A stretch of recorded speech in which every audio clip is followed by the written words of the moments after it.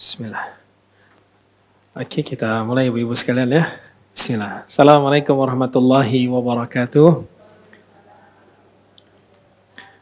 Alhamdulillahil aliyil jalil, al-qadimil wahidil ahadil awwali, sallallahu ala nabil mursali, wa ala alihi wa sahbihi, wa man saru ala nahjihi ila yaumil fasli.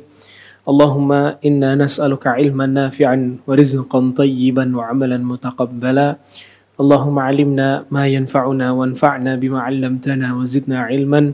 Allahumma inna na'udzu bika min ilmin la yanfa' wa min qalbin la yakhsha' wa min nafsin la tashba' wa min du'ain la yusma'. Alhamdulillah, atas izin Allah Subhanahu wa taala kita dapat berjumpa lagi Ibu sekalian. Gimana kabarnya? Alhamdulillah sehat semua ya. Alhamdulillah keluarga juga sehat-sehat semua ya. Alhamdulillah amin. Semoga kita senantiasa berada di atas kesehatan, iman dan ketakwaan juga kita kepada Allah Azza wa Jalla. Amin ya Rabb. Baik ibu sekalian, pada hari ini kita akan membahas terkait bagaimana Islam ini memuliakan wanita. Jadi kita bakal coba melihat bagaimana Islam itu memandang wanita. Tapi sebelum kita masuk ke bagaimana Islam memandang wanita, kita masuk dulu ke agama-agama selain kita. Memandang wanita tuh kayak gimana? Ibu-ibu bakal melihat apa ya?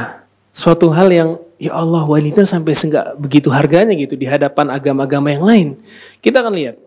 Pertama, kita akan lihat bagaimana wanita di bangsa Yunani. Di bangsa Yunani. Bangsa Yunani udah lama banget lah ya. Di bangsa Yunani, wanita itu tidak memiliki kedudukan sama sekali.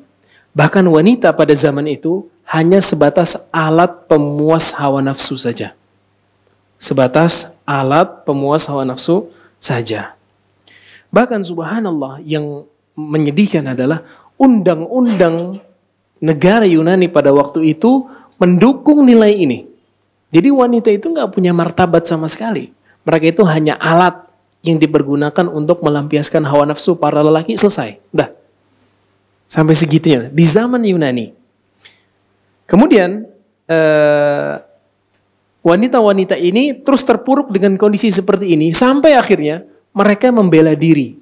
Kalau mereka tetap menjadi wanita yang terpuruk seperti ini, itu menjadi seorang istri. Jadi mereka terpuruk kalau mereka menjadi istri.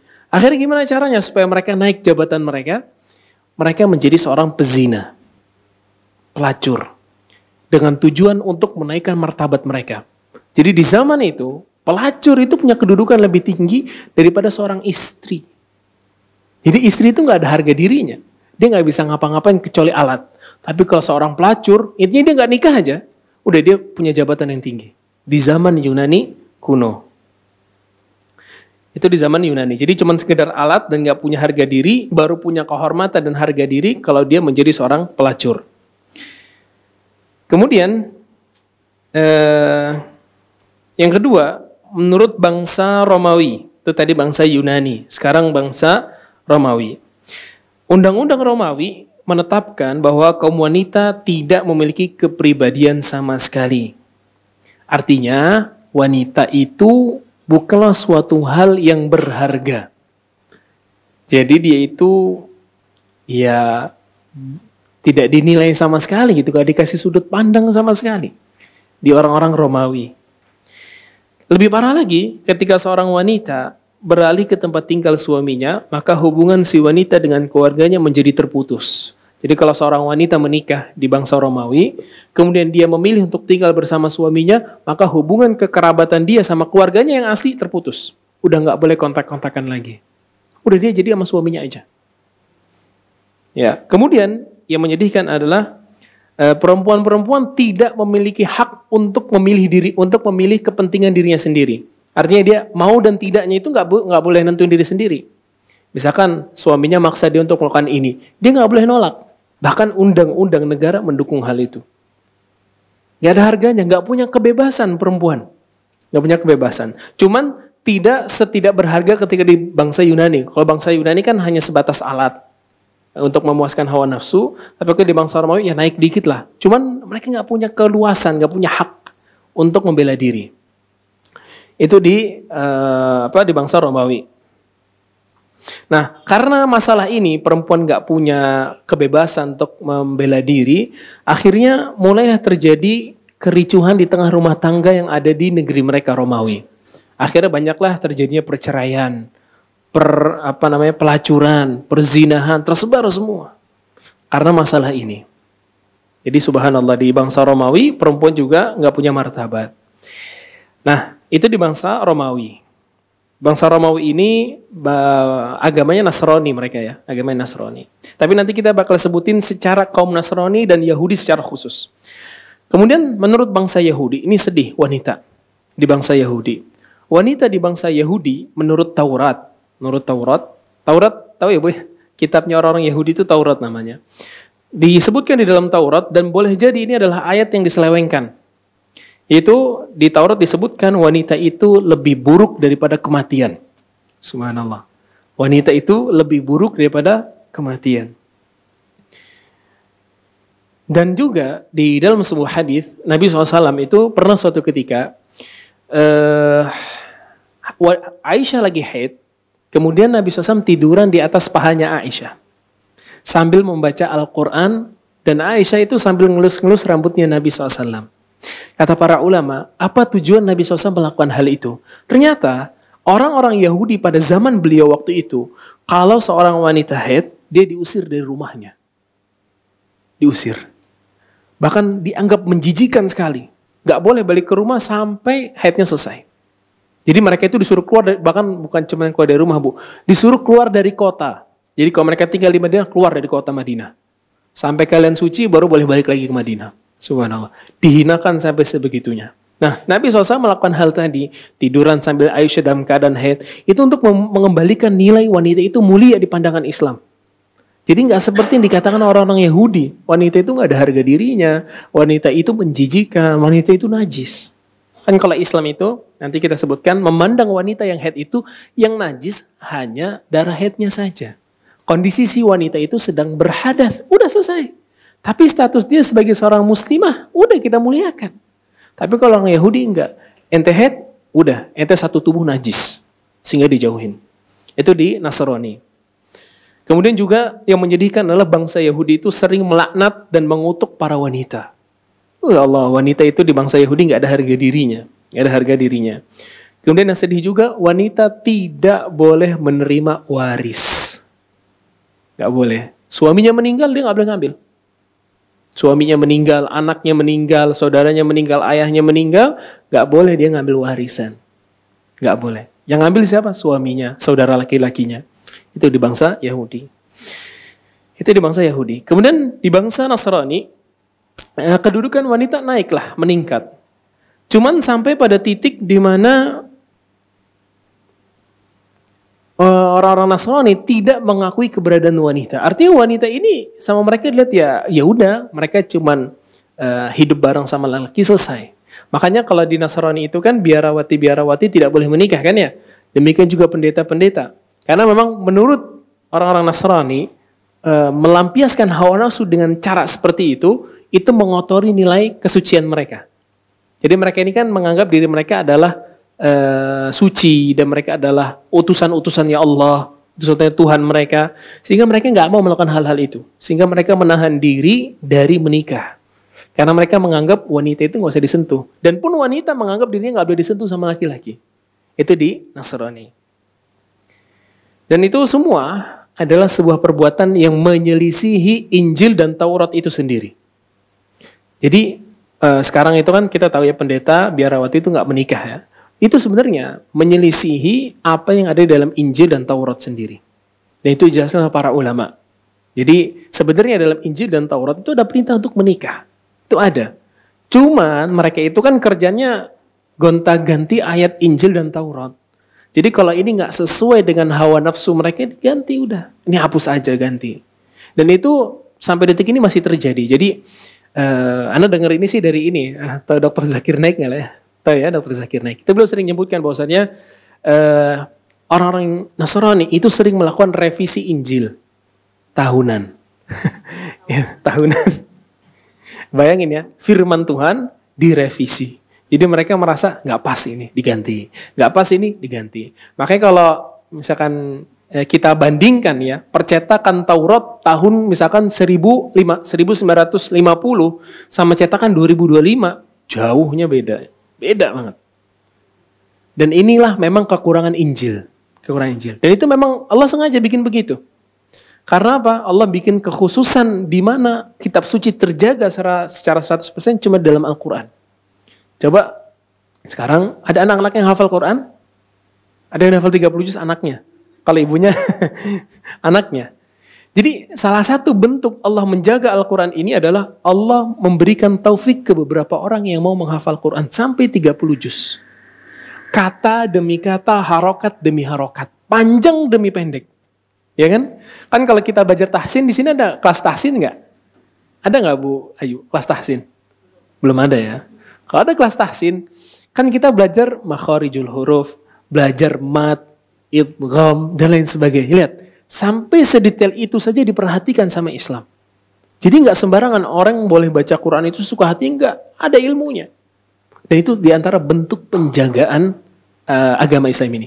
Saya kasih contoh nih ke ibu-ibu sekalian. Bagaimana Al-Quran ini terjaga.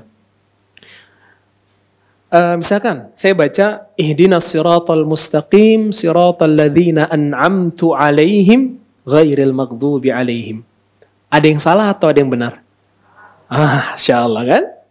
Itu diantara bentuk penjagaan Allah Azza wa Jalla terhadap Al-Quran. Kalau ada kesalahan satu harokat aja, semua kaum muslimin tahu. Dan ini nggak ada di dalam Injil dan Taurat, nggak ada.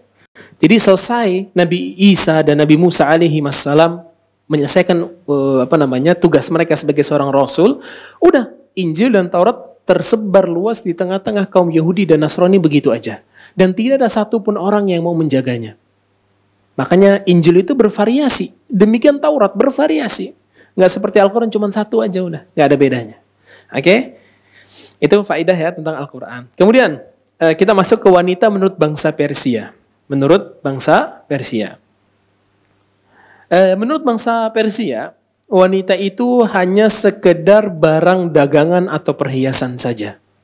Dagang, barangan, dan sekedar perhiasan. Dan kalau wanita haid dan nifas, mereka diasingkan jauh dari tempat tinggal mereka dan ditempatkan dalam sebuah tenda. Bahkan subhanallah, undang-undang Persia membolehkan perkawinan antar kerabat. Jadi yang punya hubungan rahim boleh nikah satu sama lain. Adik sama kakak, kakak sama adik, keponakan sama bibinya misalkan, atau om sama keponakannya, subhanallah. Seburuk itu di Persia. Kemudian mereka juga melihat wanita itu adalah suatu hal yang boleh dinikmati bersama-sama. Dinikmati bersama-sama. Seperti halnya air, rerumputan, dan api. Jadi semua orang boleh menikmati wanita. Subhanallah. Di Persia. Ya, itu di Persia. Ini semua orang kafir udah semua. Kita masuk ke Arab Jahiliyah. Ini kita semakin mendekat ke Islam bagaimana nanti melihat. Nah, di bangsa Arab Jahiliyah, wanita ini sama aja nggak beda jauh. Hina juga seperti sebelum-sebelumnya. Bahkan di zaman Jahiliyah lebih mengerikan. Allah Azza wa Jalla berfirman di surat An-Nahl ayat ke-58 sampai 59. Itu firman Allah, wa idza busyira ahaduhum bil untha dhalla wajhuhu muswaddan wa huwa kadhim. Ketika salah seorang di antara mereka dari orang-orang jahiliyah diberikan kabar gembira tentang kelahiran anak perempuan, maka muka mereka menghitam, merah, marah dia, enggak terima dengan lahirnya anak perempuan. Yatawara minal qawli bima busyira bihi am yatawara minal qaumi, mereka sembunyi-sembunyi dari kaum-kaumnya. Kenapa? Karena mereka merasa malu dengan berita yang sampai kepada mereka. Imam Ibnu Hajar rahimahullah memberikan tafsir tentang ayat ini. Orang-orang jahiliyah ketika menolak lahirnya anak perempuan ada dua cara. Satu, yang pertama adalah mereka benci, kemudian mereka langsung membunuh anak perempuannya hidup-hidup. Jadi misalkan nih, istrinya lahiran, ditungguin sama dia. Ini yang lahir perempuan atau laki-laki? Kan belum ada USG ya, belum ada USG, nggak ketahuan. Lahir perempuan, diambil, langsung dibawa keluar kota, kemudian dia gali tanah, dikubur hidup-hidup, selesai. Di zaman itu hidup-hidup, lagi dalam keadaan nangis, dikubur langsung, ditutup sama tanah. Makanya karena hal itu Allah Azza wa Jalla pun mengabadikan masalah-masalah itu di surat At-Takwir ayat 8 sampai 9. Wa idzal mau'udatu su'ilat bi ayyi dzambin qutilat. Di surat At-Takwir ayat 8 sampai 9. Ketika nanti anak perempuan itu yang dikubur hidup-hidup ditanya, sebab dosa apa kalian dibunuh? Ya kan? Kita kan secara akal sehat aja ngelihat ya, anak kecil baru lahir nggak ada dosanya itu kan. Hatta dia lahir dari hasil perzinahan, dia nggak salah. Ya kan ya? Ibu bapaknya yang salah kalau itu hasil zina. Tapi orang-orang Arab jahiliyah sampai sebenci itu sama anak perempuan. Itu cara yang ke-1, Bu. Itu oke lah. Yang paling sedih cara kedua, Bu. Ini benar-benar nggak manusiawi. Tahu nggak gimana, Bu, caranya? Caranya gini. Si anak ketika lahir didiamkan. Sampai dia besar, diurus, dikasih makan, sampai umurnya kurang lebih 6 tahun. 6 tahun. Maka nanti si bapaknya bilang ke istrinya, dandanin dia sebagus mungkin. Saya mau ajak dia ke karib kerabatnya. Kemudian diajak sama bapaknya. Ini bayangin bapak sama anak, kita bayangin ini anak kecil sama bapaknya jalan. Kemudian ternyata dibawa keluar kota juga. Dibawa ke keluar kota Mekah. Ternyata bapaknya sudah menggali tanah. Kemudian anaknya deketin ke tanah itu, ke lubang itu. Kemudian dibilang ke anaknya, coba kamu lihat di dalam situ ada apa. Kemudian apa yang dilakukan? Ditendang anaknya. 6 tahun. Dia lagi lucu-lucunya, bayangin tuh ya. Lagi lucu-lucunya. Anaknya nggak tahu apa-apa. Anaknya nggak tahu apa-apa. Kemudian dideketin ke lubang itu, ditendang. Habis itu dikubur hidup-hidup. Itu 2 cara di zaman jahiliyah. Makanya Allah murka sekali dengan perbuatan mereka. Allah sangat murka. Sampai Allah mengabadikan di surat At-Takwir tadi, wa idzal mau'udatu su'ilat bi ayyi dzambin qutilat. Ketika anak-anak perempuan itu ditanya, sebab apa? Dosa apa yang mereka lakukan sampai mereka dibunuh hidup-hidup? Allah marah. Allah sangat marah. Nah, itu di Arab jahiliyah. Di antaranya juga selain mereka udah benci dengan kelahiran anak perempuan, kalau perempuan itu sudah besar, maka si perempuan ini tidak, misalkan, satu, dia nggak bisa mewarisi dan tidak mendapatkan waris.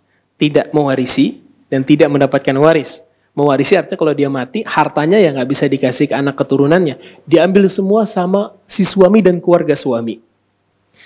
Kalau mendapatkan waris artinya adiknya, bapaknya atau siapanya meninggal, dia nggak boleh ngambil. Yang ngambil siapa? Suami dan keluarga suami. Yang menyedihkan lagi adalah kalau misalkan suaminya dia meninggal, si perempuan ini itu menjadi harta waris. Jadi perempuan itu jadi harta waris, Bu. Diwarisi ke anak-anak si bapak suaminya. Bahkan subhanallah disebutkan anaknya sendiri, anak suaminya itu menikahi istri bapaknya sendiri. Iya. Diambil kayak gitu. Benar-benar dihinakan wanita, gak ada harga dirinya sama sekali. Dan Aisyah radhiyallahu anha menyebutkan bahwasannya di masa jahiliyah ada 4 cara wanita-wanita pada zaman itu menikah. Ada 4 cara. 3-nya ditolak sama Islam, 1-nya ditetapkan sama Islam. Yang 1 ini ya yang kita tahu, seorang laki-laki datang ke wali perempuan, kemudian mengkhitbahnya, kemudian dinikahi. Ya, seperti kita tahu lah, secara syariat.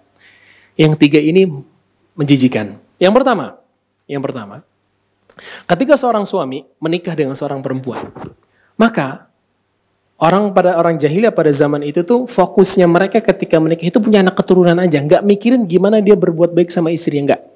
Jadi gimana? Yang pertama adalah ketika dia menikah sama seorang wanita, maka sebelum malam pertama sama si wanita ini, sebelum menyetubuhinya, maka si suami memerintahkan istrinya untuk berhubungan dulu dengan seorang laki-laki yang ditunjuk.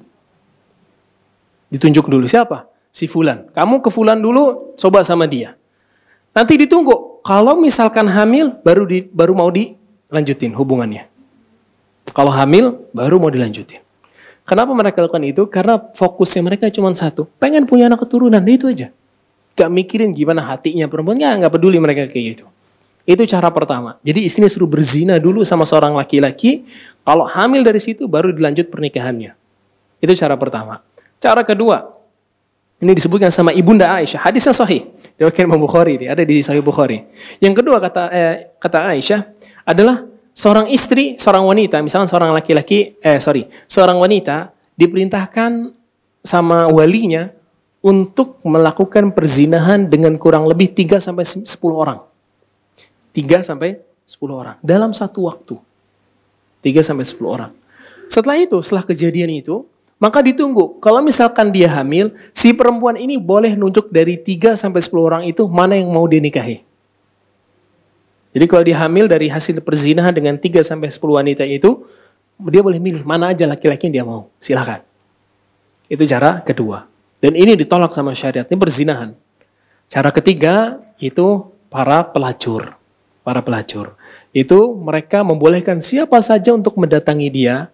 Kalau orang sudah pernah datang ke dia, kan maksudnya pelacur itu kan sambil bayar ya. Artinya ini kalau dia hamil dari hasil perzinahan dengan banyaknya orang itu, dia boleh milih lelaki mana saja yang dia mau juga. Cuman beda caranya. Kalau ini pelacur, jadi ya nanti satu. Kalau yang tadi dalam satu waktu 3 sampai 10 orang langsung. Itu di zaman jahiliyah. Dan itu semua dihilangkan sama Islam. Dihilangkan. Ini udah nggak benar ini, udah rusak pada zaman itu. Makanya mereka disebut dengan jahiliyah, karena emang jahil banget mereka itu. Jahil banget. Bahkan subhanallah disebutkan,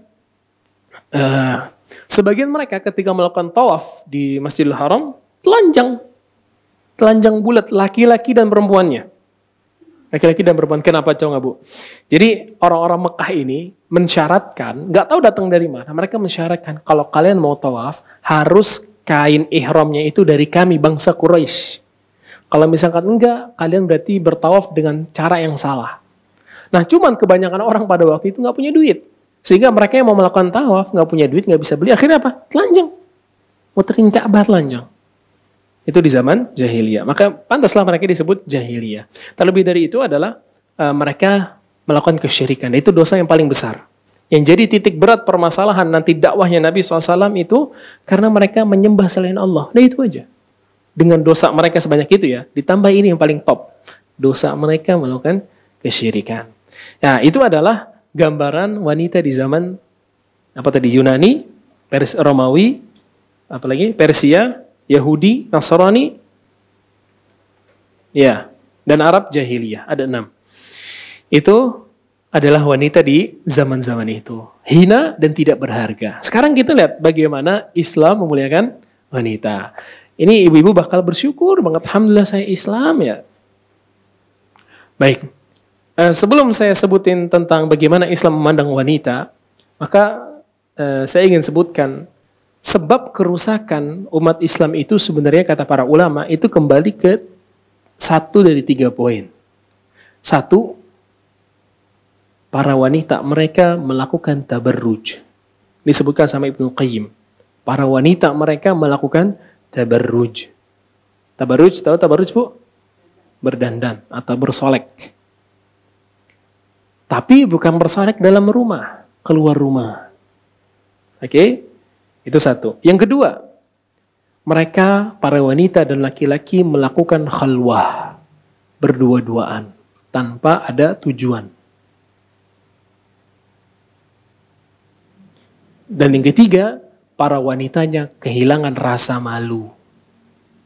Para wanitanya kehilangan rasa malu. Ini disebutkan sama Imam Ibnu Qayyim. Kalau 3 hal ini tersebar di tengah kaum muslimin sekarang, gak heran kaum muslimin mundur.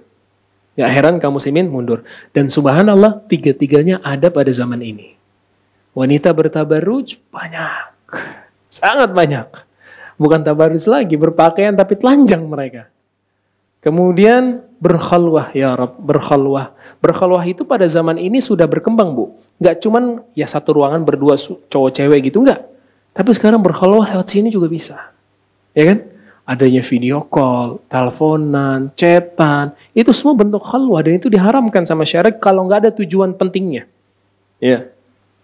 Kemudian para wanitanya sudah tidak memiliki rasa malu dan itu benar. Para wanita sekarang melakukan dosa-dosa itu tidak merasa malu. Tidak merasa malu. Bahkan saya pernah dapat cerita dari teman saya, dia ngasih nasihat ke temannya. Ente bahasa itu anak muda lah ya, lu kalau ngelakuin dosa ya jangan terang-terangan lah, minimal disembunyi-sembunyiin lah gitu. Nasihat dari temennya balasnya apa? Udahlah, kita sama-sama pendosa, nggak usah sok ngasih nasihat. Begitu. Nah itu anak muda zaman sekarang. Jadi mereka sudah jauh banget dari yang namanya agama Islam. Jadi makanya PR buat kita semua ibu-ibu sekalian. Kan kalau dari 3 poin tadi berarti paham dong akar permasalahannya siapanya? Wanita. ibunya. Itu adalah kunci. Makanya sebagian syair mengatakan madrasatul ula. Itu bukan hadis ya. Madrasatul ula. Ibu adalah sekolah pertama buat si anak. Dia bakal melihat bagaimana ibunya berperilaku. Kalau ibunya subhanallah, dia tiap hari selalu sholat. Kalau keluar rumah menjaga dirinya, nutup semua pakai jilbab yang panjang, kaos kaki, rapat semua, ketutup. Kemudian di rumah selalu bermuamalah dengan cara yang baik, mengingatkan untuk zikir, berdoa, beristighfar. Kalau minta apa-apa sama Allah, nggak bergantung sama manusia, bertutur kata yang baik. Udah itu lahir anak-anak yang hebat semua itu. Lahir anak-anak yang hebat. Tapi kalau sebaliknya, ibunya nggak pakai kerudung, keluar dari rumah berdandan, bersolek secantik mungkin. Kemudian anaknya nggak pernah diajarin sholat, nggak pernah diajarin baca Quran. Bahkan ibunya sendiri nggak bisa baca Quran. Itu yang mau dilahirin apaan gitu dari situ. Ya pasti orang-orang yang rusak lagi. Makanya nggak heran kalau anak-anak, mohon maaf, hasil zina dan ibunya masih pezina juga, itu pasti anaknya nggak beda jauh sama ibunya. Nggak beda jauh. Kemungkinan besar nanti dia besar jadi pezina lagi. Karena dia ngeliat biasa, ini ibunya kayak gitu, itu hal yang biasa berarti. Anak kecil kan memahaminya gitu ya. Yang kita lakukan sebagai orang tua itu hal yang dibolehkan. Paham ya? Itu anak kecil itu segitu, sesimpel itu memahaminya. Apa yang dilakukan aba, umi, itu berarti suatu hal yang boleh. Kayak gitu. Dan apa yang mereka larang, berarti suatu hal yang gak boleh. Nah kalau dia ngeliat ibunya melakukan kemaksiatan, berjudi misalkan, minum khamr, berzina dan lain sebagainya, dia nganggap hal itu boleh. Hal itu boleh. Jadi makanya lahirlah anak-anak yang rusak. Itu diawali dari perempuan. Makanya wanita sekarang menaruh wanita itu di atas. Nih, kalian adalah kunci kesuksesan agama ini. Kalau dari kalian yang bagus, maka lahirlah umat-umat Islam yang hebat dan luar biasa. Makanya anak kasih kisah satu, Bu. Ada sebuah kisah sebelum masuk ke penyebutan pandangan Islam ya. Ini kisah seorang ibu. Bagaimana gigihnya ibu ini di dalam mendidik anaknya sampai anaknya akhirnya besar dan jadi orang yang hebat. Ada kisah yang disampaikan sama Ibnu Katsir dalam Al-Bidayah wa Nihayah. Kisah ini kejadian pada zamannya Khilafah Abbasiyah kalau nggak salah. Ada seorang panglima perang bernama Abu Qudamah. Abu Qudamah. Pada suatu ketika Abu Qudamah ini duduk di masjid, udah tua dia, udah jenderal perang, panglima perang, udah purnawirawan, duduk di masjid, kemudian didatangkan beberapa orang. Mereka bilang, Abu Qudamah, coba ceritakan kepada kami sebuah kisah yang sangat menakjubkan yang pernah kamu lihat dalam hidup kamu, yang sampai detik ini kamu nggak lupa. Kata Abu Qudamah, ada satu cerita. Ini cerita luar biasa. Mulailah dia bercerita, kata dia ada seorang anak muda, ada seorang ibu tua. Pada suatu ketika, dia lagi dalam keadaan jalan perang menuju sebuah daerah, kemudian beristirahatlah di kemahnya dia. Pada malam hari tiba, tendanya dia didatangi sama seorang wanita tua. Kemudian ditanya sama Abu Qudamah ini, apa yang kau butuhkan? Kemudian kata si wanita ini, saya cuma mau berikan kamu ini. Itu tali untuk mengikat rambut. Kan kalau sekarang mah udah kecil ya, zaman dulu panjang.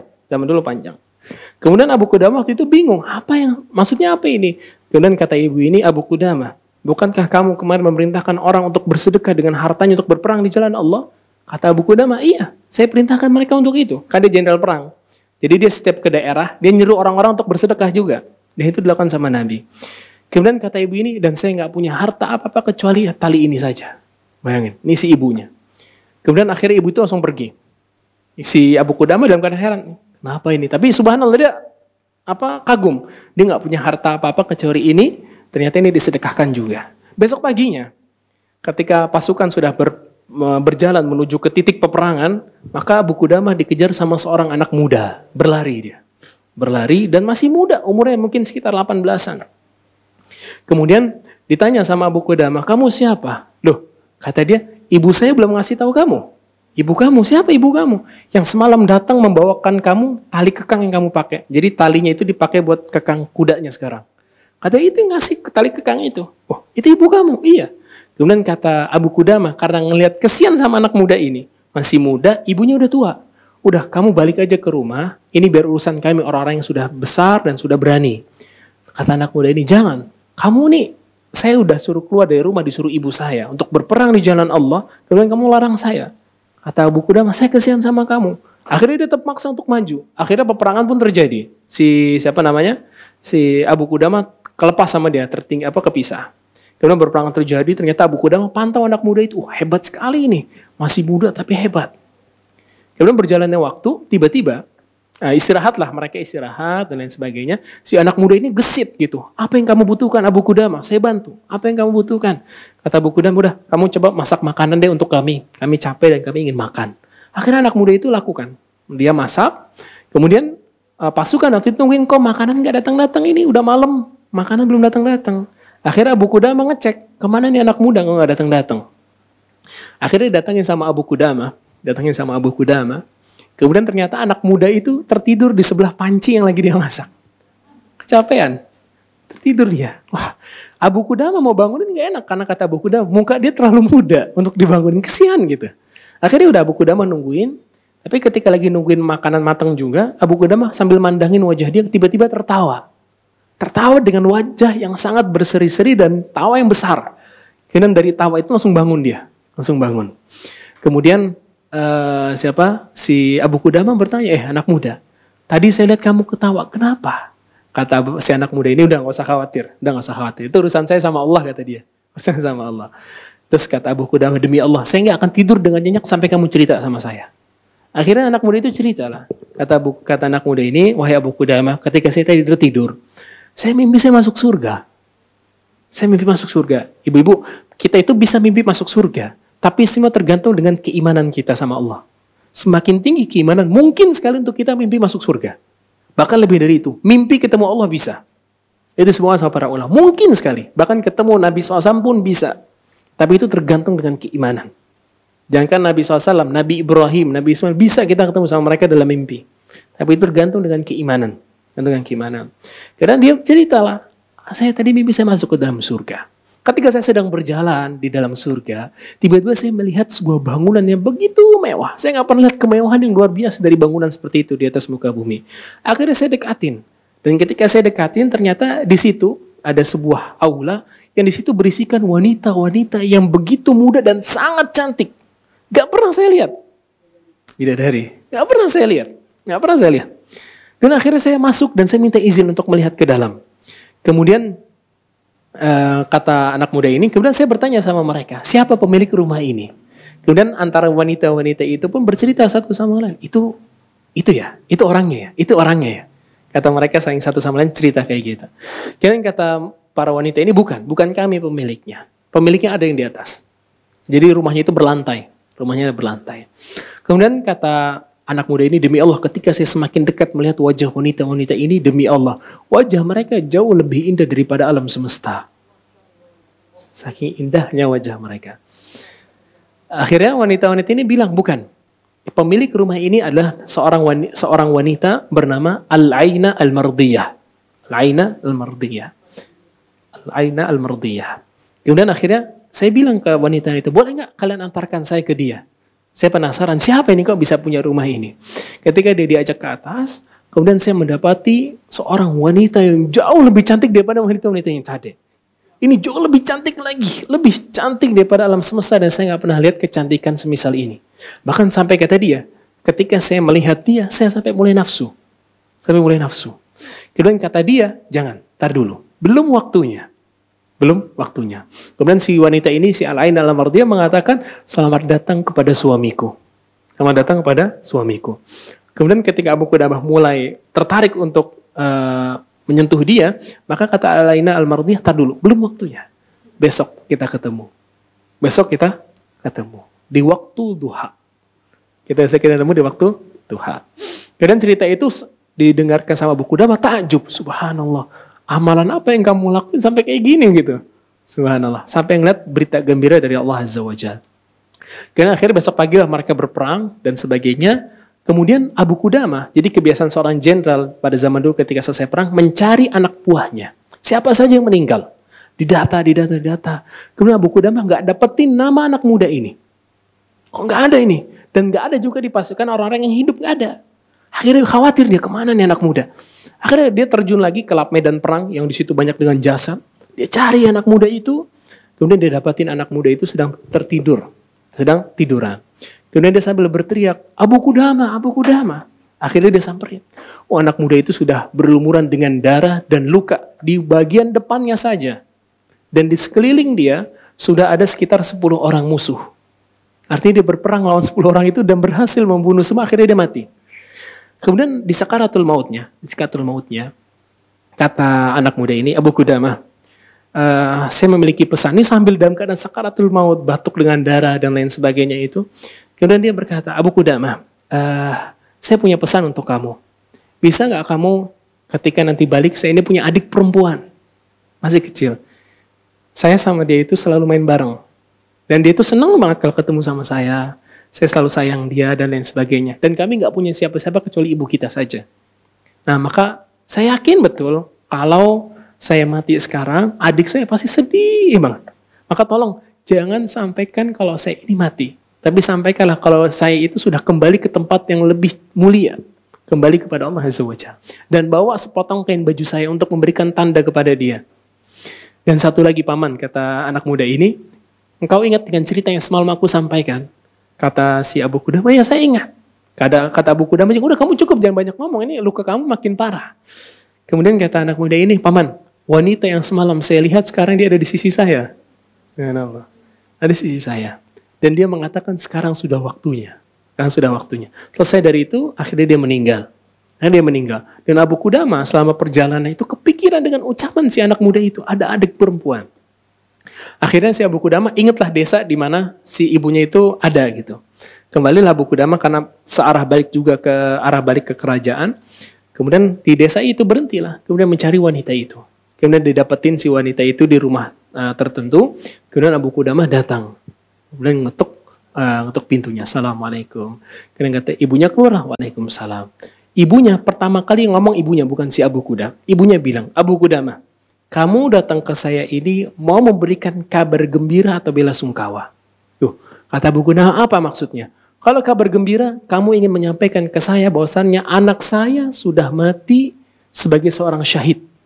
Dan dia berperang maju tanpa mundur. Tapi kalau kamu bela sungkawa, artinya kamu melihat anak saya mati tapi ditusuk dari belakang. Artinya dia lari dari peperangan. Kata Abu Qudamah, saya mau memberikan kabar gembira.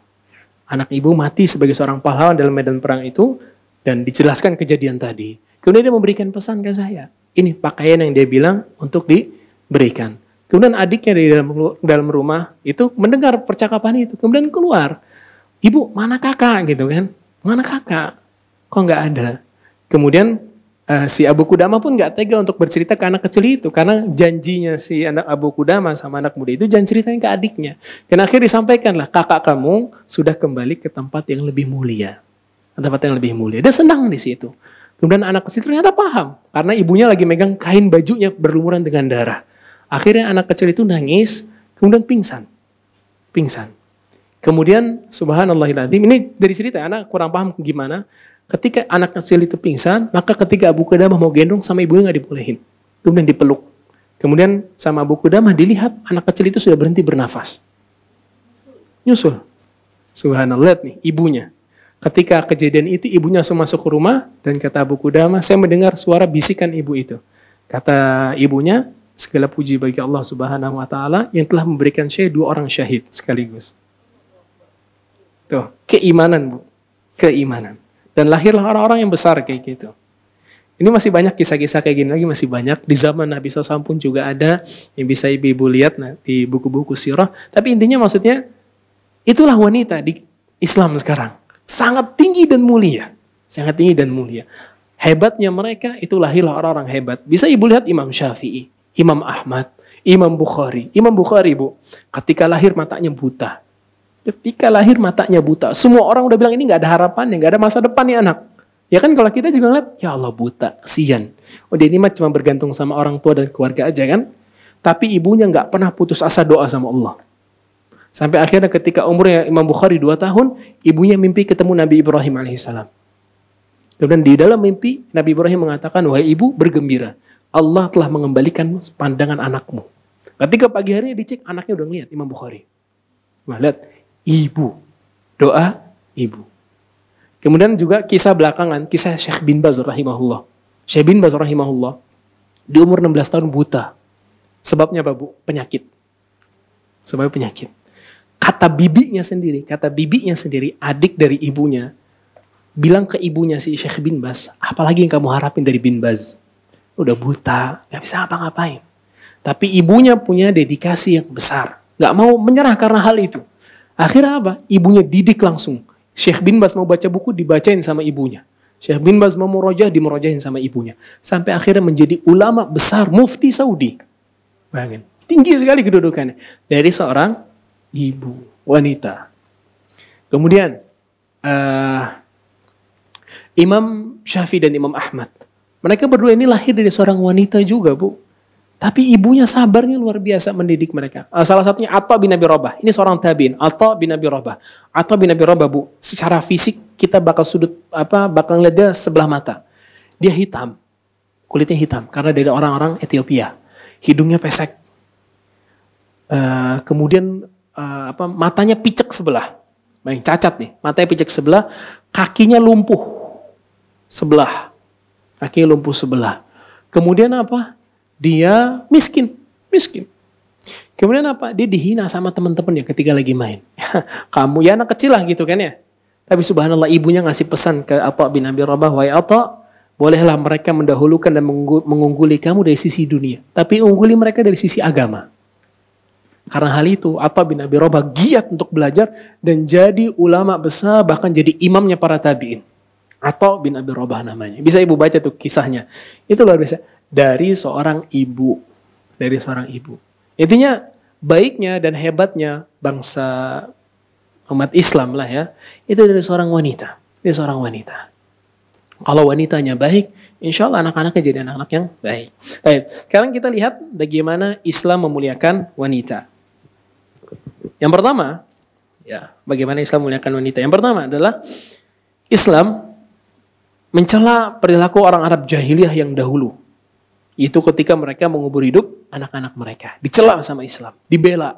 Apa yang kalian perbuat adalah salah.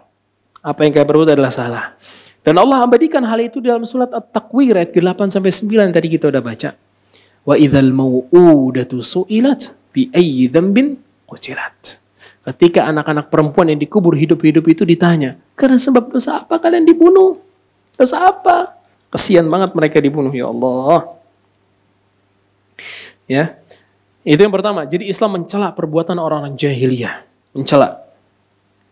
Kemudian, yang kedua, Islam menganjurkan perlindungan dan pendidikan terhadap anak perempuan dengan menjadikan surga barang dagangan Allah yang paling berharga sebagai tempat berlabuh bagi siapa saja yang memperhatikan pendidikannya. Maksudnya, Islam memperhatikan perlindungan dan pendidikan terhadap anak perempuan.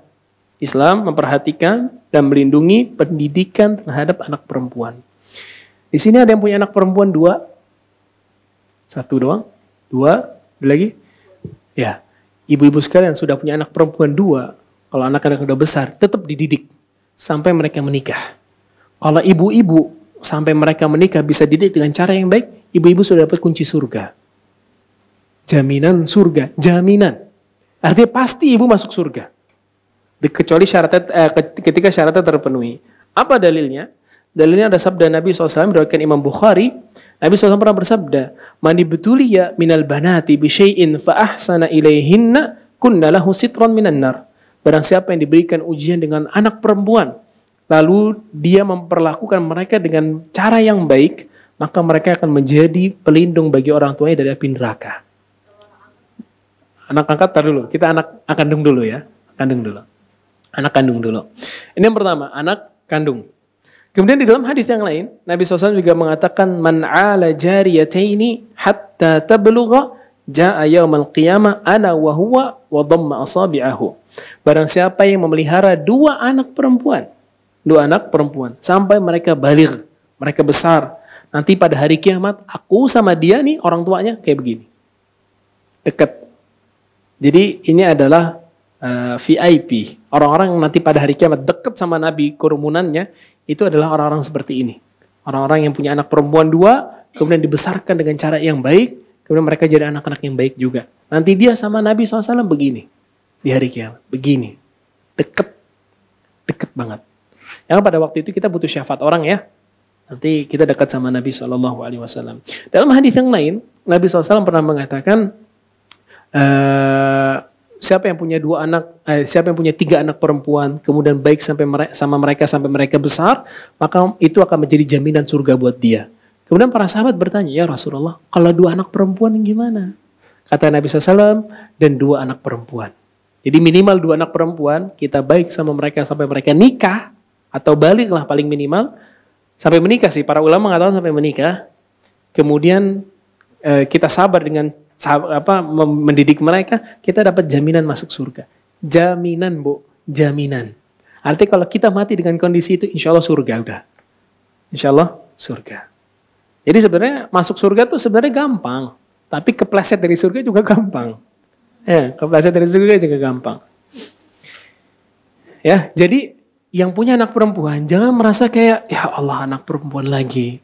Dan saya pernah dapat ini di sebagian teman-teman saya yang sudah belajar juga udah ngaji. Ketika lahir anak kedua, ketiganya perempuan, menyesal ya. Dia merasa kayak ya Allah anak perempuan lagi. Kayak nggak ridho kan? Ini kan dia kayak seperti perlakuan orang-orang jahiliyah dulu kan. Ini orang muslim udah ngaji. Itu karena kejahilan, karena manusiawi itu manusiawi. Tapi kalau itu dilawan, itu jadi hal yang baik. Tapi kalau nggak dilawan, dosa dia. Dosa. Ya, jadi sabar Bu ya yang punya 2 anak perempuan, ambil sisi positifnya, dapat jaminan surga. Nah, tinggal sabar aja ngedidik mereka.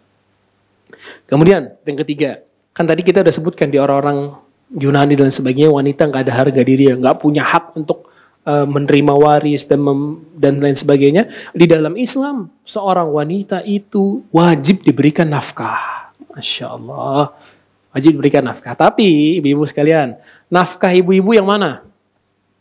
Pertanyaan nih, nafkah ibu-ibu yang mana? Artinya yang wajib buat suami tunaikan itu yang mana? Lahir batin, ya apa? Itu lahir batin umum banget Bu. Secara spesifik, makan, rumah, pakaian, pendidikan. 4 ini. Yang pertama adalah makan dan minum lah ya. Ini wajib. Yang kedua pakaian. Dan ketiga bukan rumah sebenarnya, tempat tinggal. Ya, kalau rumah, kalau dia miskin kesian suaminya kan ya, tempat tinggal. Dan yang keempat pendidikan agama. Ini nafkah. Sehingga di luar dari 4 ini adalah sedekah. Jadi makan ibu-ibu sudah dapat bulanan buat belanja makan dan minuman sudah ada. Oke. Pakaian alhamdulillah dikasih baju yang bagus-bagus. Tempat tinggal alhamdulillah walaupun kontrak. Yang keempat pendidikan alhamdulillah suami ngedukung saya untuk ngaji. Itu nafkah suami sudah tuntas, udah selesai kewajibannya. Terus kalau saya minta skincare, minta buat kesalahan gimana? Itu bentuknya sedekah dari suami. Bonus, ya. Jadi jangan nuntut suami menjadikan kayak ke salon dan lain sebagainya. Itu adalah nafkah. Enggak, itu bukan nafkah. Itu adalah sedekah bonus dari suami. Ya. Tapi kalau suaminya bilang kamu yang cantik dikit lah, ke salon dikit gitu. Ya udah duitnya mana gitu.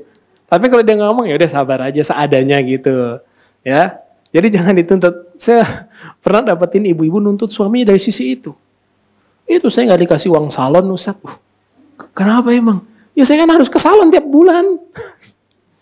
Itu bukan nafkah. Itu bukan nafkah ke salon, ke skincare. Itu bukan nafkah. Ya. Demikian juga kendaraan ya. Kendaraan bukan nafkah. Bukan nafkah. Artinya sedekah. Artinya sedekah. Itu yang disebutkan sama para ulama. Dan itu semua ada dalam Al-Quran. Itu semua ada dalam Al-Quran.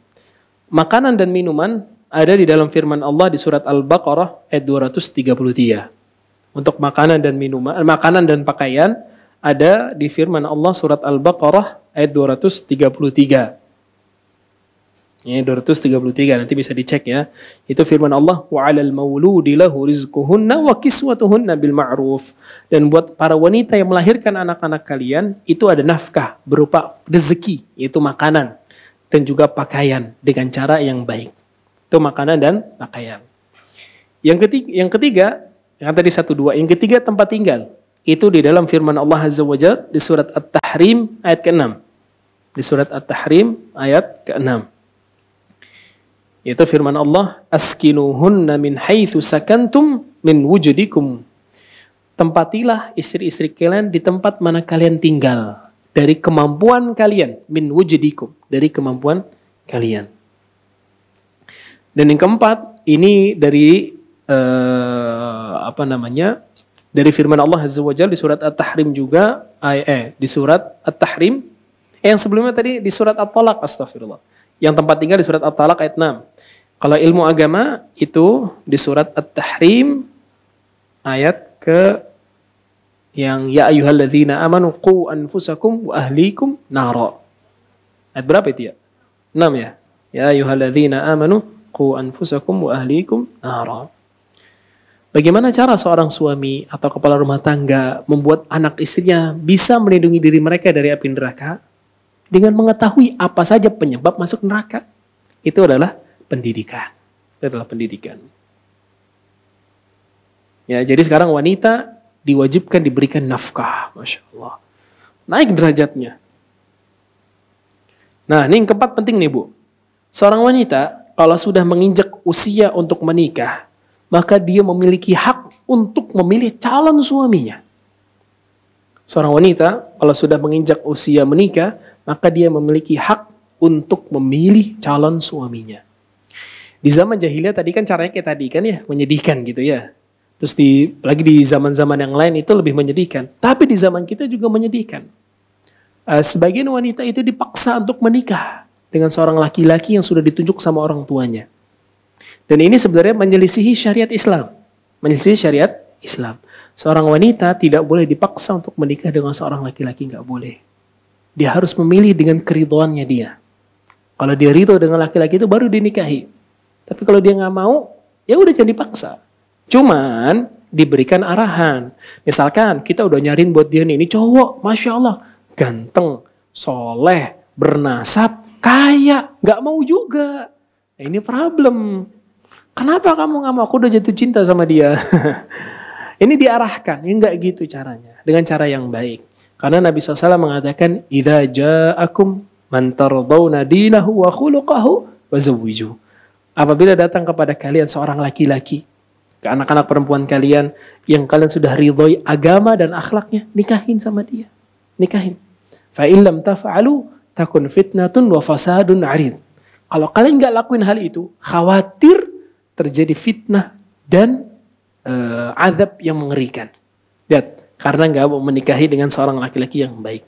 Nah, makanya dari sini kita bisa pahami kriteria laki-laki yang diutamakan buat seorang wanita menikahinya adalah yang memiliki agama dan akhlak baik. Memiliki agama dan akhlak baik. Kenapa? Sedangkan kalau kita laki-laki menikahi wanita karena apanya? Cantik, harta, kedudukan, agama kan? 4. Ya Nabi SAW tetap kedepankan agama, tapi karena 4 hal ini. Kenapa kalau laki-laki cuma 2? Ada yang bisa jawab nggak Bu? Kenapa laki-laki kriteria yang ditentukan syariat cuma 2? Agama dan akhlak. Kenapa? Ahsan. Karena dia yang memimpin. Kalau yang memimpin nggak ngerti agama, akhlaknya buruk, kacau udah semua. Itu perempuan kalau dia sempurna dari sisi agamanya, kecantikan, harta, dan kedudukannya, terus suaminya buruk dari sisi agama, walaupun dia ganteng dan berkedudukan, nggak ada gunanya itu semua. Anak-anak yang dilahirkan bakal anak-anak yang jelek. Bakal dilahirkan anak-anak yang jelek. Itulah syariat agama Islam. Benar memperhatikan hal itu. Makanya waktu pertemuan yang bulan lalu, kita sebutin ada 6 poin yang harus diyakini dulu sama seorang wanita. Di antaranya adalah meyakini bahwasannya syariat agama Islam adalah yang paling sempurna buat wanita. Itu harus diyakini. Kalau enggak, nanti kita dalam hati itu timbul kayak, kenapa sih Islam kayak gini? Kenapa sih Islam melarang itu? Kenapa sih Islam harus merintahin ini? Nanti muncul kayak gitu. Maka harus ditaruh dalam hati kita, Islam adalah agama yang paling sempurna, hukum-hukum yang sempurna buat kita para wanita. Ya, itu ya. Jadi keempat ini penting ya, supaya kita enggak terjatuh dalam dosa. Kemudian yang kelima, seorang wanita kalau sudah menikah, maka dia punya hak atas suaminya. Seorang wanita kalau sudah menikah, dia punya hak atas suaminya. Punya hak atas suaminya. Artinya yang menjadi kewajiban suami kepada istrinya apa? Di antara yang menjadi kewajiban suami adalah berlaku baik kepada istrinya. Berlaku baik. Berlaku baik ini dari sisi ucapannya, perilakunya. Ya. Jadi ucapannya itu sama istri selalu baik. nanya apa kabarnya yang saya pernah dapetin suami istri manggilnya lo gue. Lu di mana? Gue di sini. Aduh, ini kayak gak ada harmoni sama sekali di rumah tangga ini. Ada juga yang manggil nama. Misalkan namanya Pak Ijo suaminya, istrinya siapa nama istrinya? Iem misalkan gitu. Iem, lu di mana? Udah Iem, lu di mana gitu. Itu pernah saya lihat tuh kayak gitu.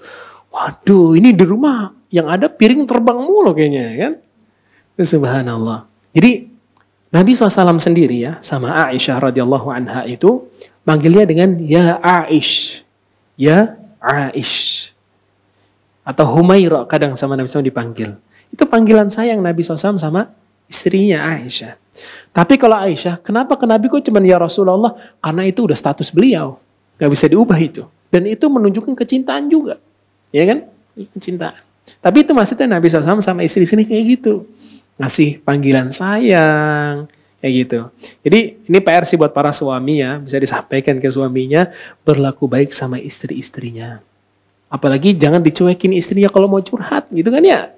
Kadang kita kan perempuan ya, kan laki-laki tuh ngira di luar udah stres, balik ke rumah pengen tenang, ya main HP, atau ngelakuin hal yang lain gak mau diganggu sama perkataan istrinya, gitu kan ya. Padahal kita perempuan yang di rumah pun pengen bercerita kan ya, pengen bercerita. Pengen cerita ini kejadian ini, wah emang gak penting gitu. Tapi di antara bentuk perlakuan baik suami sama istri, dengerin itu. Iya ya, Masya Allah, masa kayak gitu ya. Istri itu cuma butuh satu ya, didengarkan kan ya. Iya, gak perlu harus dikasih feedback, gak perlu deh, dengerin aja. Dan kasih wajah tuh kayak serius dengerin gitu. Walaupun dalam hati, ya Allah ini lagi yang diceritain. Tapi itu hanya taufik yang Allah berikan ke sebagian laki-laki saja sama istri-istrinya. Ada yang subhanallah, saya lihat punya istrinya 2, itu luar biasa sama istri yang kanan dan kirinya. Baik sama yang ini baik. Bahkan antara istrinya baik satu sama lain. Yang ini sering ke situ, yang situ sering ke sini. Iya, itu saya baru ngeliat poligami berhasil baru itu tuh. Belum pernah lagi ngeliat. Kebanyakan gagal. Kemudian ada juga yang sebaliknya, istrinya 2, istrinya saling berantem satu sama lain. Blok-blokan nomor HP. Terus kalau suaminya udah mau ke sana, udah ke sana ya, lebih suka sama yang muda ya gitu. Itu ada yang begitu. Iya. Itu ada yang begitu tuh, subhanallah. Jadi ada yang begitu, ada yang begini gitu. Subhanallah. Itu fadlullah ya, keutamaan dari Allah Subhanahu wa taala. Tapi intinya sekarang seorang laki-laki diharuskan untuk berlaku baik sama istri-istrinya, harus. Ya Bapak-bapak ya. Sampaikan ke bapak-bapaknya ya. Ustadz Fatah mengatakan seorang suami harus berperilaku baik sama istrinya. Caranya gimana? Misalnya dia nanya, dengan bertutur kata yang baik, dengan berperilaku yang baik. Itu. Apalagi kalau uang bulanannya tebel gitu kan ya. Wah, Masya Allah itu. Makin seneng ya. Ya udah gak apa-apa, kamu gak dengerin cerita saya gitu kan. Masya Allah. Gak apa-apa Bu, itu sifat wanita, gak masalah. Gak masalah. Oke, kemudian yang ke-6, ya, Islam memberikan hak kepemilikan harta kepada wanita. Memberikan hak kepemilikan. Tadi di bangsa Romawi, Persia, dan Jahiliyah, perempuan kan gak bisa ngatur hartanya mereka. Mereka mati, hartanya diambil sama keluarga suami. Bahkan mereka saja jadi harta waris gitu. Mereka gak bisa ngapa-ngapain. Tapi Islam kasih itu semua. Kalian wanita punya harta waris. Bahkan subhanallah Bu, kalau ibu-ibu belajar waris Bu, semua ashabul furud, artinya yang punya bagian tertentu per setengah, sepertiga, seperempat, seperenam, itu semua wanita. Semua wanita. Laki-laki hukum asalnya asobah, itu dapat harta sisa. Jadi sebenarnya Bu, kalau kita belajar waris nanti ya, jadi seorang yang menentukan pembagian waris, dia harus membagi ke ashabul furud. Artinya yang mendapatkan bagian sudah Allah tentukan dalam Al-Quran. Per berapanya.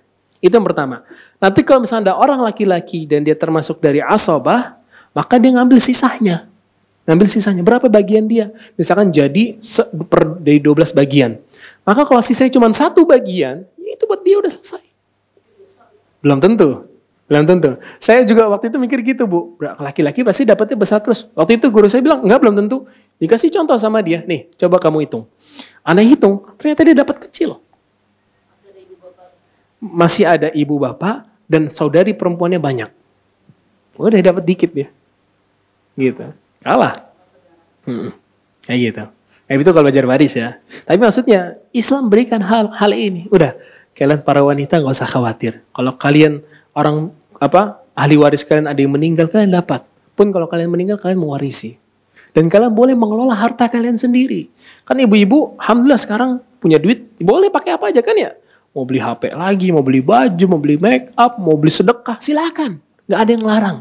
Kalau zaman dulu dilarang. Wanita itu nggak boleh mengelola hartanya sendiri. Subhanallah, sampai sebegitu. Bahkan Bu, ada di dalam, kalau nanti kita belajar tentang hukum keluarga Islam, itu ada pembahasan tentang boleh nggak seorang istri itu, misalnya dia punya suami bakhil pelit, boleh nggak dia ambil dari sebagian harta suaminya tanpa izin untuk sedekah? Itu ada pembahasannya Bu. Subhanallah, lihat sampai dibolehkan, dan itu dibolehkan. Misalkan ada seorang perempuan suaminya bakhil, nggak pernah mau sedekah, pelit banget. Terus suami dan dia kaya gitu, dia punya harta banyak. Terus istrinya ngeliat kayak dapat hidayah lah istrinya, mau sedekah gitu, cuman nggak diizinkan sama suami. Boleh nggak dia untuk ngambil sebagian hartanya suami untuk disedekahkan? Dan kata Nabi SAW, boleh. Kata Nabi SAW, boleh diambil. Tapi kalau suaminya udah baik, jangan ya. Jangan, kalau suaminya udah baik, jangan. Ini kalau suaminya bakhil. Bahkan subhanallah, Abdullah bin Mas'ud punya istri. Istrinya kaya, dia miskin. Jadi kalau di zaman dulu Bu, kan kalau sekarang kita memahaminya, harta suami ya punya suami, harta suami punya istri. Tapi harta istri bukan punya suami, punya istri doang. Ya kan? Sekarang memahaminya gitu. Kalau dulu enggak, harta suami itu untuk ada hak istri dan ada hak untuk dia. Tapi punya hartanya istri mempunyai istri doang, bukan punya suami. Jadi enggak ada hak suami di situ. Sehingga waktu itu Abdullah bin Mas'ud tuh miskin banget. Istrinya kaya. Waktu itu pernah punya harta zakat. Dia nanya ke Nabi SAW, istrinya ini, ya Rasulullah, boleh nggak nih harta zakat aku kasih ke suamiku? Lihat, harta zakat dikasih ke siapa? Suami. Jadi kalau ibu-ibu kaya, suaminya miskin, kasih harta zakat itu ke suami. Dibolehkan sama syariat. Tapi maksudnya lihat, perempuan boleh mengelola hartanya. Bahkan kedudukannya jadi tinggi. Ya, itu ya, perempuan di dalam Islam. Masya Allah ya. Kemudian sebagai closing adalah Islam memuliakan wanita ketika sudah menjadi seorang ibu. Sudah menjadi seorang ibu. Ya hadisnya ibu-ibu tahu semua lah. Ketika seorang sahabat datang, ya Rasulullah, siapa orang yang paling berhak saya lakukan kebaikan dengannya? Maka kata Nabi SAW, siapa? Ummuk, ibumu. Kemudian nanya lagi, siapa? Ummuk, ibumu lagi. Dia nanya lagi, siapa ya Rasulullah? Ibumu, 3 kali. Kemudian nanya, siapa lagi ya Rasulullah? Abuka, baru bapakmu. Kata para ulama, di sini menjadi dalil bahwasannya para ibu itu punya kedudukan lebih tinggi 3 derajat daripada seorang bapak. Artinya, kalau misalkan perintah ibu sama perintah bapak bertentangan, mana yang didahulukan sama anak? Ibu. Contoh, bapaknya nyuruh dia untuk bersihin garasi dulu, tapi ibunya nyuruh dia buat beli garam. Mana yang didahulukan? Beli garam. Betul, beli garam. Itu yang didahulukan. Ya karena ibunya mau masak. Kalau enggak makan dia. Tapi maksudnya didahulukan perintah ibu. Ya, perintah ibu. Dan anak-anak sebenarnya harus tahu, ketika seorang orang tua sudah nyuruh anaknya, itu jadi wajib hukumnya. Jadi wajib. Padahal cuma beli garam. Itu hukum menjadi wajib. Hukum jadi wajib. Padahal beli garam kan mubah ya, boleh saja. Tapi kalau orang tua yang perintahkan jadi wajib. Demikian juga kalau suami merintahkan istri buat beli garam, itu jadi wajib kedudukannya. Jadi wajib. Ya. Jadi itulah sekelumit tentang kedudukan wanita di dalam Islam. Islam sekarang wanita menjadi orang-orang yang mulia. Mereka adalah ratu-ratu buat kami para lelaki. Kita muliakan mereka, kita berikan kedudukan untuk mereka. Mereka boleh mengelola harta mereka, mereka dapat waris, mewarisi, dan lain sebagainya. Dan alhamdulillah, anak-anak perempuan pun kita sayang gitu kan ya. Dan alhamdulillah anak-anak perempuan juga yang paling kita cintai gitu ya. Lebih kita sayangi dan lain sebagainya. Tapi mungkin demikian yang bisa saya sampaikan. Semoga yang sedikit ini bermanfaat. Fadal, kalau dari ibu-ibu sekalian ada pertanyaan.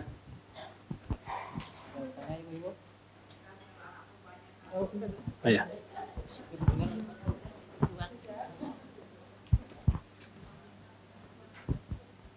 Assalamualaikum warahmatullahi wabarakatuh, Ustaz. Waalaikumsalam Tadi warahmatullahi kan menceritakan anak perempuan 2. Kebetulan anak saya perempuan 1. Gimana Ustadz? Dapat nggak keutamaan tadi gitu ya? Dapat nggak? Maka berdasarkan hadis tadi, jadi hadisnya ada banyak Bu. Hadisnya ada banyak.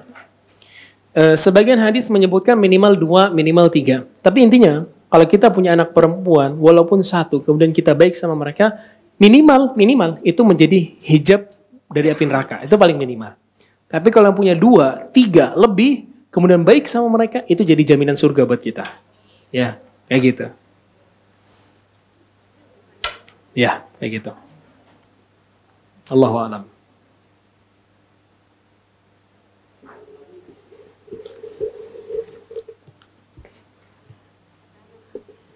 Ada lagi? Oh, itu ibu-ibu yang di belakang. Ya, yang belakang. Tuh. Bismillah. Assalamualaikum Ustadz. Semoga Assalamualaikum. Ustadz dalam keadaan sehat dan Amin, ya ditambahkan keberkahan untuk kita Amin, ya semua juga. Ustadz, kalau saya punya ibu mertua dan saudara perempuan ipar, mereka belum berhijab secara sempurna ya, jadi masih buka tutup.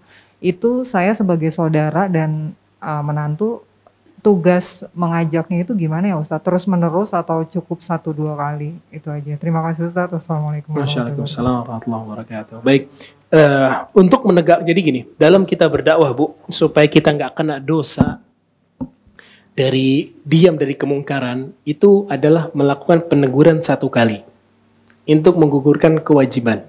Oke? Contoh, kita melihat seseorang melakukan kemungkaran, misalkan dari keluarga kita ada yang belum berhijab, tadi seperti contohnya.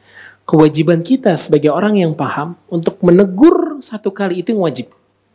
Itu yang wajib. Setelahnya gimana Ustadz? Itu hukumnya sunnah muakkadah. Sunnah muakkadah. Artinya ditekankan. Karena apa? Untuk menggugurkan kewajibannya 1 kali saja. Menggugurkan kewajiban. Kan dengan 1 kali itu dia kena hujjah. Artinya tegak buat dia hujjah. Sehingga dia udah gak punya alasan lagi. Gak punya alasan lagi. Tapi kalau seterusnya gimana Ustaz? Itu yang terbaik. Dan itu yang dilakukan sama para rasul. Para rasul kalau cuma menggugurkan kewajiban ya bisa aja 1 kali. Tapi mereka enggak. Mereka giat. Gimana? Makanya Allah Azza wa Jalla mengabadikan di akhir surat At-Taubah, laqad ja'akum rasulun min anfusikum azizun 'alaihi ma 'anittum harisun 'alaikum bil mu'minina raufur rahim. Telah datang kepada kalian seorang nabi dari kalian juga, manusia dari bangsa Arab, yang dia ini sangat berat baginya sesuatu yang menimpa kalian, dan dia sangat bersemangat kebaikan untuk kalian. Itu Nabi kita sallallahu alaihi wasallam. Semangat untuk berdakwah. Jadi kayak gitu, Bu. Itu yang wajib 1 kali, sisanya sunnah. Jadi tetap diingetin, terus diingetin. Tapi kalau kita sama sekali diem, dosa. Kalau kita sama sekali diem, artinya enggak sama sekali negur, udah tahu itu kemungkaran, diem terus. Udah bertahun-tahun diem, dosa itu kita selama itu. Ya, minimal 1 kali untuk menggugurkan kewajiban. Kayak gitu ya. Allah a'lam bishawab. Ada lagi? Lagi ada? Silakan Ibu. Ustaz, masih nyambung dengan hal itu. Kalau terkadang kalau kita negur ya Ustaz, ya maksudnya memberikan sekali gitu Ustaz. Terus ada seseorang yang banyak sekali gitu loh, kayaknya banyak sekali ini orang disalahin, ini salah, itu salah, akhirnya dia jadi menjauh gitu loh Ustaz. Itu gimana? Itu berarti cara menegurnya salah. Jadi gini Bu, dalam kita berdakwah itu tidak selalu dengan peneguran langsung. Enggak. Kadang peneguran itu bisa dengan sikap kita. Contoh, ngeliat orang minum pakai tangan kiri sambil berdiri. Ya. Gimana cara negur? Kalau kita mau langsung ngomong, kamu jangan kayak gitu, bisa ya kan? Tapi kita bisa kasih contoh. Kita ikut minum, diri di depan dia, duduk, minum pakai tangan kanan. Itu jadi teguran buat dia. Ya. Jadi dalam berdakwah, dalam menegur orang yang salah, ada caranya. Enggak semuanya harus dengan lisan, enggak harus. Ya, ada cara-caranya. Contoh, kalau misalkan dia malah jadi banyak nyalahin orang, berarti dia model kita dakwahinya bukan dengan teguran, tapi dengan pendekatan. Deketin dulu dia. Cari tahu kenapa sih dia kok kayak gini ya. Deketin aja dulu, Bu. Ketika kita dakwah, Bu, jangan langsung melarang orang. Ditolak pasti. Ditolak. Iya. Kok saya bisa ngomong itu dalilnya apa Ustaz? Ngomong kayak gitu Ustaz. Itu kan jelas-jelas kemungkaran. Apa yang dilakukan Nabi SAW? Dan syariat Islam berurutan, nggak pernah langsung jebret gitu, nggak pernah. Pelarangan khamr, 3 tahapan Bu. Khamr itu diharapkan 3 tahapan. Pertama masih dibolehkan. Tapi Allah udah ngasih tahu, iya khamr itu boleh, tapi di situ ada mudarat yang besar. Itu kata Allah pertama. Yang kedua, kata Allah, kalian kalau mau sholat nggak boleh mabok, sisanya boleh. Kedua. Ketiga baru diharamin semua. 3 tahapan. Dari situ para ulama mengatakan kita dalam berdakwah pun tidak boleh langsung jebret. Ya ibu-ibu merasakan lah, kalau langsung jebret ditolak kan? Nah iya. Itu salah cara. Dan itu tidak bijaksana dalam berdakwah. Tapi mereka yang jebret-jebret gitu Ustaz ya, mereka memakai dalil bersyukurlah masih punya teman yang menasihati. Seperti itu Ustaz. Seperti itu ya. Terus dalil lagi istilahnya kita sampaikan walaupun 1 ayat kalau kita tahu gitu kan. Seperti itu Ustaz. Iya, kata Nabi SAW, balighu anni walau ayat. Sampaikan dari aku walau 1 ayat. Ini nggak harus dari ngomong. Dakwah itu nggak harus dari ngomong. Banyak metodenya. Ibu bisa misalnya ngirim flyer, ya poster dakwah, nasihat, dikit-dikit kayak gitu. Atau paling asik nih kalau orangnya udah model menolak, itu dideketin Bu. Kalau di keluarga kita ada orang yang kita kasih nasihat, dia malah kabur, berarti dia metodenya dideketin. Kita deketin dia, kita cari tahu, kita kenalan dulu sama dia, deket sama dia. Ajaklah ngopi, ayo ajaklah jalan-jalan. Nanti lama-lama ajak yuk ke kajian, kayak gitu. Tapi dia udah nyaman sama kita. Kalau kita sama dia nggak dekat, kenal juga enggak, tiba-tiba lu nggak boleh kayak gitu. Gimana? Kabur orang semua. Nah itulah yang dan itu adalah masalah yang terjadi di tengah-tengah umat Islam. Walaupun dia muslim belum tentu ngerti kayak begitu. Walaupun sama sahabat pun tetap ada adabnya Ustaz untuk menasihati ya. Iya. Bukan pakai dalil bersyukurlah ada sahabat yang masih mau menasihati seperti itu, bukan seperti itu ya Ustaz. Kalau dia model langsung iya juga ya kata lu bener gitu ya. Itu berarti dia modelan yang kalau dinasihati mau nerima. Tapi ada orang yang nggak mau kayak gitu. Nggak mau terima. Malah kalau misalnya kita bilang itu bersyukur lu ada sahabat yang ngingetin, apaan sih lu gitu kan. Udah itu berarti dia metodenya bukan gitu caranya. Nah itu harus dipelajari dengan belajar namanya fiqhud dakwah. Yaitu fikih dalam berdakwah. Nah itu kami para da'i itu belajar kayak gituan Bu. Cuman terkadang ya asatidzah juga belajar. Nggak diajarin ya. Langsung belak-belak ya. Itu dia kekeliruan. Jadi ya ini rahasia dapur sih sebenarnya. Metode belajarnya kita yang ngaji-ngaji ini tidak terstruktur. Kita lompat sana, sini, situ. Jadi pemahaman kita tuh ngambang semua. Ya. Kalau kita asatidzah itu belajar dari nol. Bahasa Arabnya dulu, terus ini suruh ngafalin ini dulu sampai naik ke atas. Jadi pemahamannya itu terstruktur. Ya tapi itu PR besar sih, Nggak bisa cuma 1-2 orang yang ngelakuin itu. Harus semuanya bertahun. Gitu. Tadi ibu yang ini yang menjadi nanya, ya silakan ibu yang baju putih.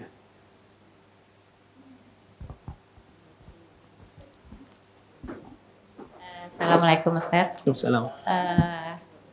Saya mau tanya, bagaimana cara melunakkan hati seorang anak perempuan yang sudah sangat kecewa dengan bapaknya sehingga dia menjadikan alasan tidak mau berhijab supaya bapaknya yang nanggung dosa gitu Ustaz. Astagfirullah. Ya Allah. Kalau kayak gitu Bu, yang dinasihatin bukan anaknya, bapaknya. Doa. Kita ketika berdakwah juga ketika mentok sini situ, satu yang kita tinggal lepasin. Doa sama Allah. Yang mengubah semuanya Allah Azza wa Jalla. Kayak gitu. Jadi kalau kita nasihatin dia malah berdalil kayak gitu, nasihatin bapaknya susah, udah minta sama Allah. Dan sabar, jangan buru-buru, sabar. Ya kita juga dalam dakwah sabar ya, jangan buru-buru. Kita kan udah kenal, alhamdulillah.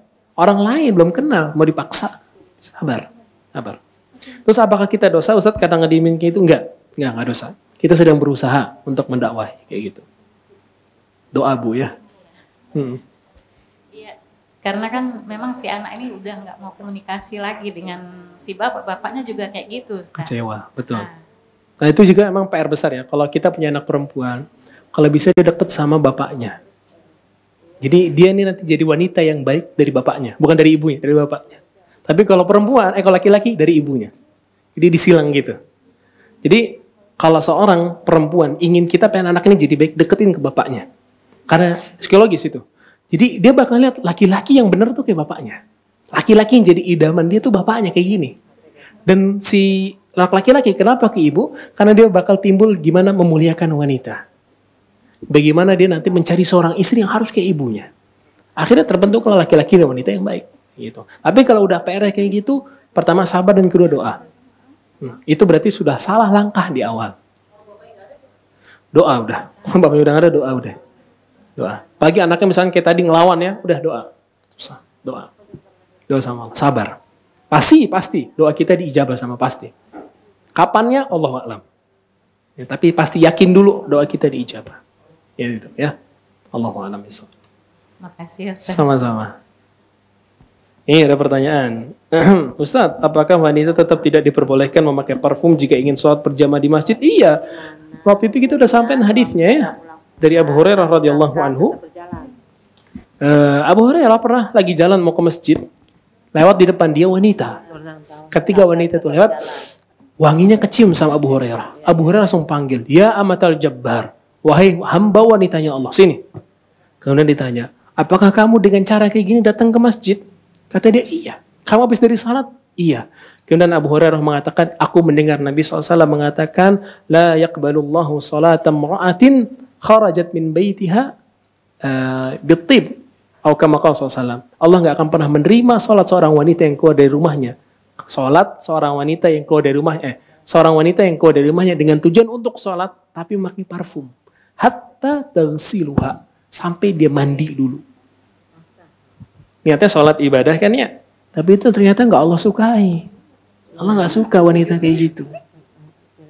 Ya, jadi sekarang kita sebagai seorang wanita yang mukminah muslimah, standarnya kita bukan standar manusia lagi, standarnya Allah dan Rasulnya. Allah dan Rasul suka nggak? Kalau Allah dan Rasul suka, jalani. Kalau Allah dan Rasulnya tidak mempermasalahkan, jalani. Tapi kalau Allah dan Rasul sudah mempermasalahkan, diam. Dah, jangan dilakuin. Ya.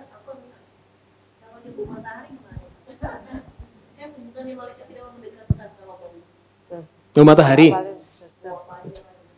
Ya, itu boleh dihilangkan. Dihilangkan. Jadi, ya ini ada pembahasan sendiri ya Bu tentang masalah parfum. Jadi, para ulama masih memberikan batas ya penggunaan parfum itu yang sampai menghilangkan bau badan saja, udah mentok di situ. Kalau sudah malah bau parfumnya yang dominan, itu berarti yang tidak dibolehkan. Jadi gitu ya standarnya. Kapan saat kita dibolehkan pakai parfum? Untuk menghilangkan saja. Tapi kalau baunya hilang dan malah jadi wangi, ini nggak boleh. Ya, ini nggak boleh. Kayak gitu, batasnya di situ. Itu disebutkan sama Syekh Utsaimin kalau nggak salah. Utsaimin nyebutin kayak gitu. Ustadz, apakah adik kakek bagi seorang wanita itu mahram bagi seorang wanita? Baik adik dari kakek pihak ibu atau dari pihak ayah? Adik kakak. Ada yang kakek gitu ya? Banyak amat pertanyaannya. Itu bahasa apa itu? Adik dari kakek lah ya. Adik dari kakek. Adik dari kakek gimana Ustaz? Adik Iya. dari kakek. Sepupuan. Adik. Nenek. Iya, kalau iya itu mahram, masih mahram. Sebagaimana om-omnya dia juga. Omnya dia itu mahram buat dia. Ya, sekarang. Ada ayunan ada. Ini seorang wanita. Wahyu semangat banget insyaallah. Seorang wanita itu mahramnya siapa? Ke atas, terus ke atas, ke bawah terus, ke samping. Saudara laki-laki, kemudian paman dari bapak, paman dari ibu. Itu semua mahram buat dia. Iya. Terus kalau kakek gimana? Sama. Kakek, adik-adiknya mahram juga buat dia. Jadi sama kayak ke samping. Yang laki-laki. Tapi harus syaratnya memang saudara kandungnya dia juga ya. Ya, kayak gitu. Jadi kalau punya bibi, nikah sama cowok. Ini paman kita dari bibi kita, itu bukan mahram. Ada itu loh grafik itunya loh. Ibu-ibu bisa lihat di internet itu. Ustaz, kalau misalnya kita tinggal sama keponakan kita sudah lama, lalu dia menikah, apakah suaminya itu jadi mahram kita, Ustaz? Enggak. Yang mahram sama kita keponakan aja. Suaminya enggak. Dia, nah ini uniknya. Kalau menikah Bu, itu mahramnya pendek. Jadi bolehnya tuh pendek nih. Misalkan saya menikah, misalkan ada laki-laki menikah sama perempuan. Si laki-laki ini mahramnya cuman ke ibunya dan ke atas terus, dan anak nanti dari perempuan ke bawah terus. Dah, atas ke bawah doang. Kalau menikah, ke samping enggak. Cuman gini aja. Ya, paham ya? Jadi bapak, ibunya si perempuan, kakek, neneknya si perempuan, njitnya lagi, itu haram. Kemudian anaknya perempuan, cucunya, cicitnya itu mahram. Even anak tiri. Kalau anak tiri dikhususkan nikah ya. Kalau udah cerai nggak jadi anak lagi. Jadi kalau dia cerai, misalnya dia nikah sama janda, punya anak, terus dia nikah, mahram. Tapi kalau ini cerai, anak perempuan ini nggak jadi mahram lagi buat dia, nggak berhenti. Gitu. Ya. Oh ya. Jadi pertanyaan dari teman. Gimana kalau suami nggak pulang-pulang, tapi nafkah batin tetap dipenuhi? Gimana tuh Ustadz? Nafkah lahir maksudnya? Lahir. Iya, nafkah lahir. Nafkah lahir. Nggak pulangnya berapa lama? Bertahun-tahun Ustadz. Kenapa? Kita nggak tahu Ustadz. Tapi masih ngirim ini. Ya. Baik juga. Iya, masih ngirim. Kenapa ya? Nggak tahu Ustaz. Harus dicari tahu dulu Bu, saya nggak berani jawab. Karena dia masih ngirim nafkah kan ya? Saya nggak berani jawab dulu. Harus tahu kenapanya dulu. Allahu a'lam. Kalau misalkan dia kayak gitu, misalkan tugas negara, tugas pekerjaan, ya kadang kan ini tentara-tentara yang angkatan laut tuh kan ya. Saya punya teman bapaknya angkatan laut setahun nggak pulang. Dia bilang, setahun nggak ketemu bapaknya gimana ini kan? Ternyata ada yang kayak gitu. Ini gimana? Ya tetap suami istri itu, suami istri. Ustaz. Tapi kalau hilang tanpa kabar, tapi masih ngasih nafkah, nah itu diserahkan ke hakim saja ya, jangan ke saya itu. Lagi Ustadz, ada seorang istri, suaminya nggak bekerja, tapi istrinya ini marah-marah terus Ustadz. Gimana nih Ustadz? Istrinya marah-marah terus ngingetin suaminya buat kerja kan? Enggak juga, suaminya alim Ustadz. Sering ke masjid, maksudnya taat banget sama ibadah gitu Ustadz. Itu suaminya bahlul itu Bu. Ya. Kenapa? Karena salah kayak gitu, salah. Bagaimana dia bisa mengikat dirinya ke masjid sedangkan dia melantarkan sebuah kewajiban? Mengikat diri di masjid sunnah, ngasih nafkah wajib, kerja tuh wajib buat laki-laki, kerja nyari nafkah, keluar. Nggak harus keluar sih, sekarang di rumah juga bisa kan ya, jualan online. Maksudnya nyari nafkah itu wajib. Terus istrinya gimana Ustadz? Suka bicara kasar jadinya Ustadz. Karena perilakunya ya? Iya. Terus gimana tindakan istrinya Ustadz? Minta cerai gitu apa enggak? Jangan minta cerai. Kasih nasihat dengan cara yang lembut. Kalau nggak bisa, minta diwakilin orang lain dari keluarga untuk mengingatkan. Terkadang suami pun gengsi walaupun dia alim. Kalau istri yang ngomong, gitu. Jadi kalau misalnya dia alim, yang ngasih tahu yang lebih alim. Ustadz, kiai yang ngasih tahu. Iya. Jadi dia, dia yang ngomong ya udahlah gitu. Kayak gitu caranya ya. Ya jadi dakwah itu ada caranya ya Bu ya. Langsung jebret gitu. Kalau kayak gitu orang kabur semua dari agama Islam itu. Ya, cukup ya. Oke, mungkin demikian yang bisa saya sampaikan. Semoga sedikit ini bermanfaat. Dan semoga ada pertemuan selanjutnya. Kita tutup dengan doa kafaratul majlis. Subhanakallahumma bihamdika. Asyhadu an la ilaha illa anta astaghfiruka wa atubu ilaik. Assalamualaikum warahmatullahi wabarakatuh. Dukung Al-Hujjah untuk punya tempat dakwah. Salurkan wakaf lahan melalui Bank Syariah Indonesia. Nomor rekening 7796001377. Atas nama Al-Hujjah Dakwah Islamiyah, dengan memberikan kode 300 di belakangnya, contoh, Rp 10.300.000, syukron, wa jazakumullah khair.